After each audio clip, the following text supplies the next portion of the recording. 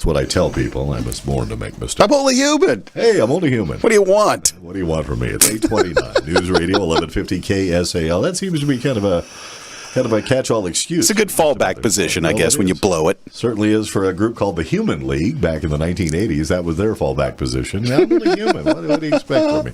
But I guess some think humans have potential far beyond maybe where they are right now. I think we should look up and say, let's have some potential. Let's reach for the stars. Yeah, because remember they told you use only about 2% of your brain or something like that. I'm thinking, well, what the heck, 98%? Let's go use the rest of it. That's room for improvement, my friend. I would hope. Alan Vaysberg is the founder and CEO of the School of Human Potential. He joins us this morning. Good morning. Good morning, guys. Thank you for having me on. Oh, it's my pleasure. You're only human too, right? At least that's what my wife tells me. Oh, human potential. We talk about it a lot, but it seems like a lot of us do not tap into that particular vein. Well, it's hard. We're so busy and we're so goal-oriented. When you set that high of a bar of reaching your full potential, most people simply don't know how to get there.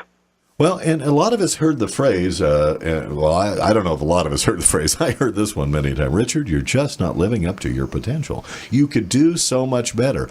And I found that sort of encouragement to be almost an anti-thing. You know, it's like, oh, thank you. How do you know? Yeah, very much. And especially when everybody is looking at you and criticizing you, thinking of how high you can reach where they may not be doing the same thing themselves. It's true, but again, when we're looking at potential, what does it really mean? And it's something that's very specific to you. And a lot of people really assign kind of a dollar value to it or a success of mental or physical ability.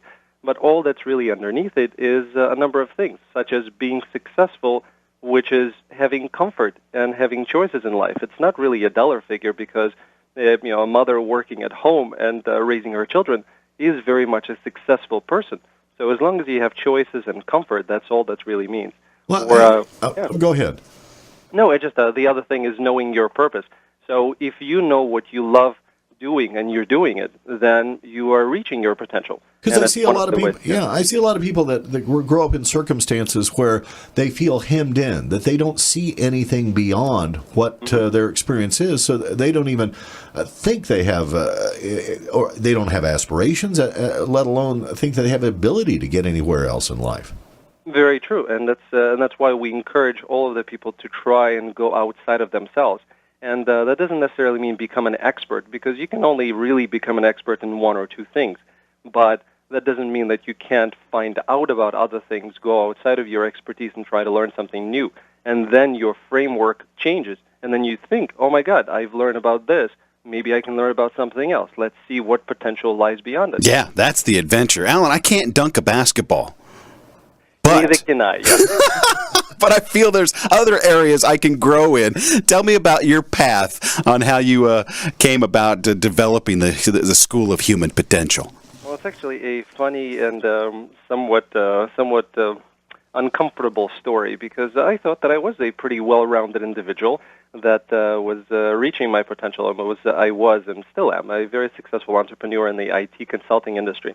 I've built a number of businesses from scratch that are multi-million-dollar corporations. And, I living the American dream, so to speak, everything was fine, but something inside me was missing. And then I saw a movie. I'm not sure if your audience has seen it, but it's Midnight in Paris. And loved the film. But I literally had to stop it about 7 times midstream and look up the people that he was talking to. And even though I knew who Picasso was or who some of the other people were, I really didn't know a lot of the references. And that made me feel inadequate. I said, wait a minute, maybe I'm not as well-rounded as I thought. So I sat down and I started writing, what does it mean to be a man, a modern man, and what does it mean to be well-rounded, and started pursuing all of those, and that grew into a school. Wow, and one of the phrases that drives me absolutely nuts, and I hear it now that I'm my age, and there's so many others that I work with that are much younger, was, well, that was before my time. And my phrase is, WW2 was before my time. But it's something I think is important. We limit ourselves so many times. Well, that's out of my bailiwick. Well, maybe it shouldn't be out of your wheelhouse, your bailiwick. Maybe it should be part of your history, right?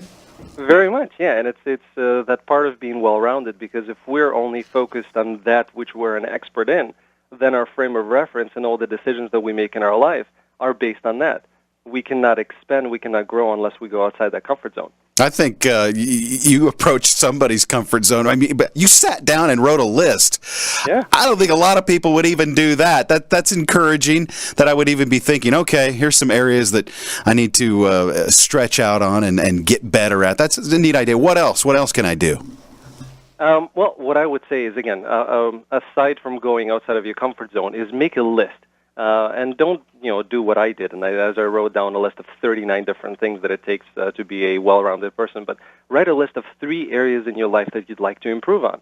And do it. I mean, this is your New Year's resolution. Finally get down and do it.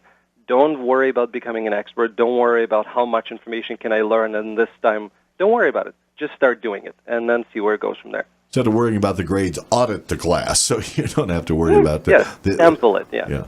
Exactly. Well, and this is part of the journey is part. It is all about the journey. Very true, because again, being that goal-oriented society that we are, the left brain, achievement society, you're not worried about the journey. You're worried about the finished product, and that's where we lose a lot of the information. It's not about finishing school. It's what did you learn while you were in school. So same thing in life. Let's sample it. Let's try things outside. Think of life as a buffet. I want to try this, I want to try that, I want to try that, and then see what happens. I always get stuck at the chocolate end of that buffet. Sounds like a good idea. Okay, I get my list, I get going, and I become a pretty good expert on one end of that list, and I still have 2 more. Now am I stuck? I'm still not a finished product. I have more potential, right, Alan? It's true, and reaching your full potential as a human being is much like reaching for perfection. It's certainly in the eye of the beholder, and it's a worthwhile travel on a lifelong journey. So continue reaching, continue growing, because everything in your life is going to be better because of it. Your relationships, your finances, your health, your personal growth, everything will change once you start reaching that potential. And do you tend then to inspire others? I always notice there's certain people in my life and certain people that I work with or go to church with or know in business communities and things like that really sort of inspire me. Do I kind of tap into what their path has been to and try to get some, at least kind of question them? And very much, yeah, absolutely. It's just because we're experts in one thing does not mean that we know what the other people are going through. So looking at the experiences of others, not trying to follow their path.